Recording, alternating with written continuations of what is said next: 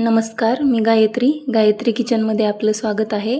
आज आपण बनवणार आहोत कैरीपासून पन्ह. तर कच्च्या कैरीपासून पन्ह्यापर्यंतचा प्रवास आपण बघूया.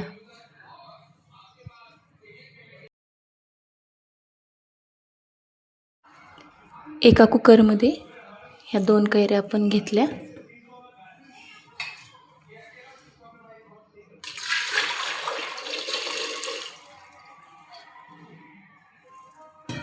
आता या कैऱ्या छान शिजवून घ्यायच्या.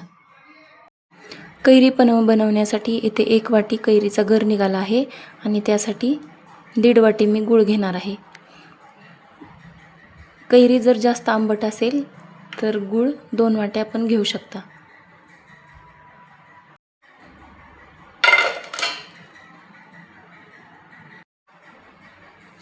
एक वाटी आणि ही अर्धी असं 1.5 वाटी मी गूळ ह्याला घेतला आहे.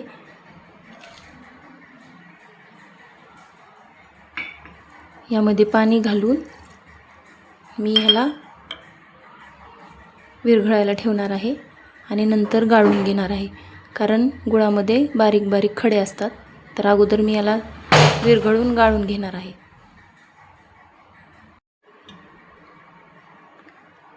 कैरी पन्ह बनवण्यासाठी मी इथं अर्धा चमचा काळं मीठ आणि अर्धा चमचा साधं मीठ घेतलं आहे आणि जिरे अर्धा चमचा आणि 8-9 मिरे, काळे मिरे आणि हिरवी वेलची 1-2.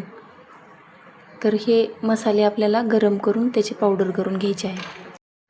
1 वाटीभर पाण्यामध्ये आपण सगळा गूळ विरघळवून घेतला आणि आता तो गाळणीमध्ये गाळून घेतला आहे. तर जो काही गुळातला कचरा आहे तो सगळा निघून गेला आहे. आता हे चांगलं गुळाचं पाणी आपल्याला मिळालेलं आहे. तर हे पातेल्यात घालून घेऊया.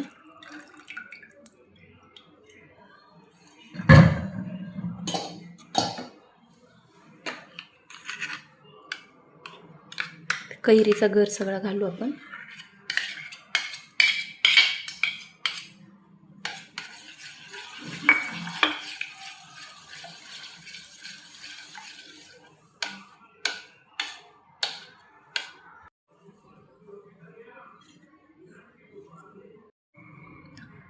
अर्धा चमचा काळं मीठ, अर्धा चमचा पांढरं मीठ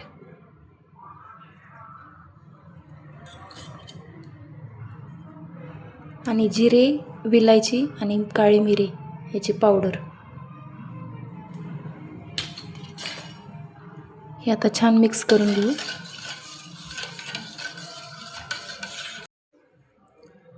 यात अंदाजे थंडगार 1 ग्लास पाणी घालून घेऊ.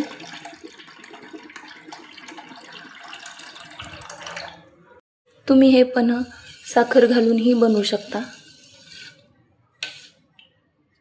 पण गूळ शरीराला पौष्टिक असतो, त्यामुळे मी इथं गूळच वापरला आहे.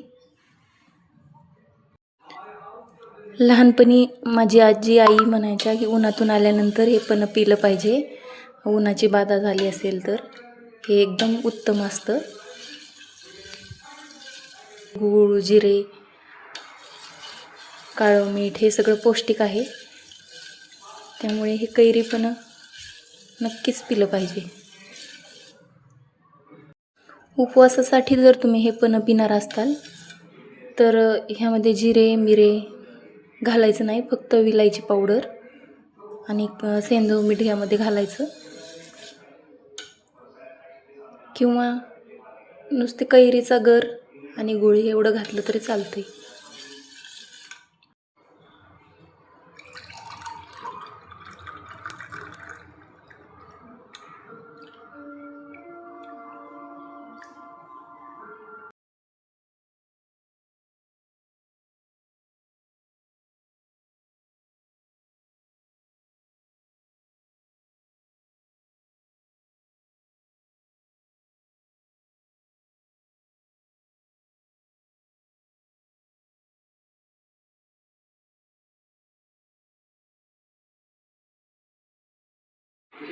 तुम्ही वापरलेली कैरी जर जास्त आंबट असेल तर गूळ आणि पाणी याचं प्रमाण वाढू शकतं. तुम्हाला जर या कैरी पन्ह्याची रेसिपी आवडली असेल तर व्हिडिओला लाईक आणि गायत्री किचन या चॅनलला सबस्क्राईब करा. धन्यवाद.